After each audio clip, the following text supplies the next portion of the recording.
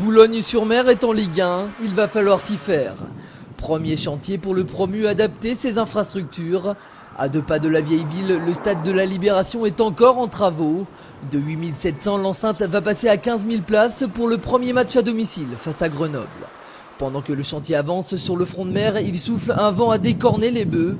À 200 mètres à peine, l'USBCO poursuit sa préparation avec Laurent Guyot, un nouveau capitaine, à la tête du navire nordiste. Ça se passe bien, j'ai découvert un groupe tel qu'on me l'avait présenté, avec un très bon état d'esprit, donc ça facilite forcément le travail, surtout dans une période de préparation où il y a beaucoup de travail foncier à faire, donc un peu fastidieux, mais tout le monde le fait avec beaucoup de bonne volonté, et puis progressivement on arrive quand même à la moitié de la préparation, et donc le championnat se rapproche. Ce sera dans 19 jours très précisément, avec un déplacement à Rennes, formidable pour un club qui jouait encore en national il y a 3 ans. Les Rouges et Noirs se sont donc renforcés avec pas moins de 7 transferts ou prêts. Parmi eux, Frédéric Darocha, déjà surnommé Daroche aux 4 coins du terrain, Kevin Dasneves, un autre Nantais, Bira Dembélé ou encore Fabien Robert, prêté par Lorient.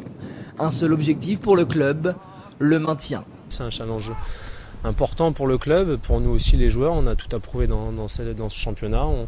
On accède à l'élite après avoir joué en Ligue 2, donc il y en a beaucoup qui vont découvrir le très haut niveau en France. Donc l'objectif, voilà, c'est de prendre des points, d'essayer de se maintenir, de gagner des matchs, de ne pas être spectateur, de vraiment être acteur de cette Ligue 1, quoi. On est là pour prouver au moins essayer de se mettre au niveau, quoi. Pour se mettre au niveau, les Boulonnais comptent sur l'apport de leur nouvel entraîneur, même si l'ancien responsable du centre de formation du FC Nantes s'installe pour la première fois sur un banc de L1. Ça va changer en termes de pression de résultats.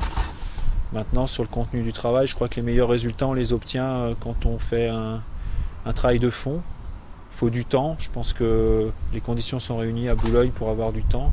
Maintenant, il faut aussi être dans la réalité du haut niveau, et la réalité du haut niveau, c'est les résultats, et on abordera ce championnat en ayant la ferme intention de bien figurer.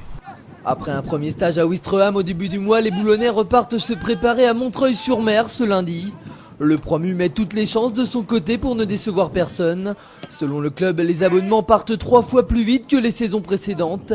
Les supporters veulent eux aussi découvrir la Ligue 1.